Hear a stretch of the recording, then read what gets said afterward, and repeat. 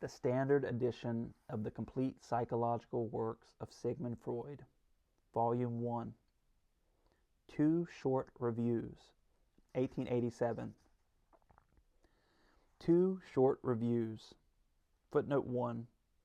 During the period after Freud's return to Vienna from Paris, he did a certain amount of reviewing for medical periodicals. The two reviews which are translated here are, however, the only ones that have been found which deal with psychopathology. The remainder are of a neurological character. They seem never to have been reprinted in German, and the two present translations by James Strachey are probably the first into English. Review of Averbeck's Die Aktu Neurasthenie. Footnote 2. Weiner med Volkenschur, Volume 37, Number 5, page 138. January 29, 1887. Die Akute Neurasthenie, ein Arztliches Kulturbild. Acute Neuroanesthesia, a Medical Social Picture, by Dr. Med Averbeck. Off print from Deutsche Medizinal Zeitung. How little the so-called clinical education acquired in our hospitals suffices for the needs of practical physicians is most strikingly shown, perhaps, from the example of neurasthenia.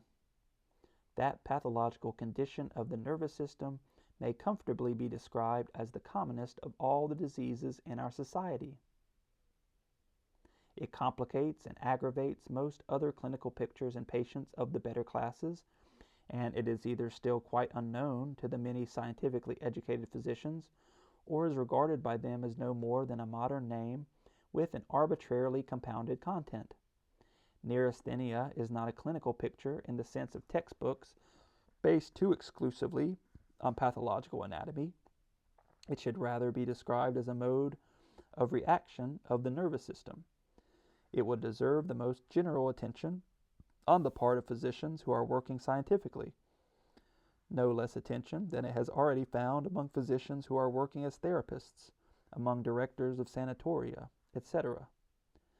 A recommendation to wider circles is therefore the due of the present short work, with its felicitous, though intentionally high-pitched, descriptions, and its proposals and observations touching on social conditions.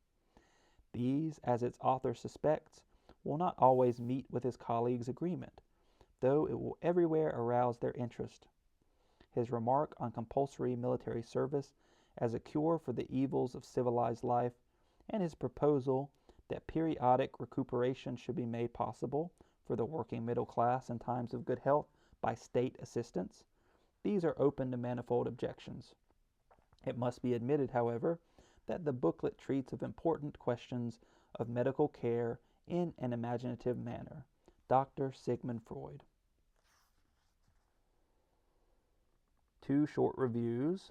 Review of Weyer Mitchell's Die Behandlung gewisser Formen von Neurasthenie und Hysterie. Footnote 1. Weiner med Volkenschur, Volume 37, Number 5, page 138. January 29, 1887. Die Behandlung gewisser Formen von Neurasthenie und Hysterie. The Treatment of Certain Forms of Neurasthenia and Hysteria, by S. Weyer Mitchell, translated by Dr. G. Klemperer, Berlin, August Hirschwald, 1887. In its American original, this volume bears the title Fat and Blood and How to Make Them, and in some of its many editions there is a subtitle with the words used in the German title above. It will be recalled that at this period Freud himself made use of the Weyer-Mitchell treatment, and writes very favorably of the result of combining it with cathartic treatment. Confer the end of Section 1 of Freud's technical contribution to the Studies on Hysteria, 1895d, Standard Edition, Volume 2, page 267. See also page 55 below. The therapeutic procedure proposed by Weyer-Mitchell, the highly original nerve specialist in Philadelphia, was first recommended in Germany by Burckhardt, and has been given full recognition during the last year in a lecture by Leyden. This procedure, by a combination of rest in bed, isolation, feeding up, massage, and electricity in a strictly regulated manner, overcomes severe and long-established states of nervous exhaustion. It is Leyden, too, who was responsible for arranging the translation of the present short volume.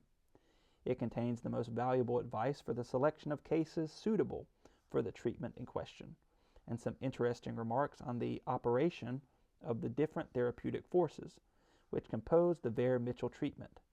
It will no doubt bring a widening of his knowledge to every physician.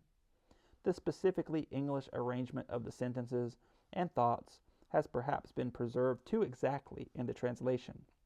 The terms hysteria and hysterical are employed for the most part in the vulgar, and not in the scientific sense of that much abused word. Dr. Sigmund Freud.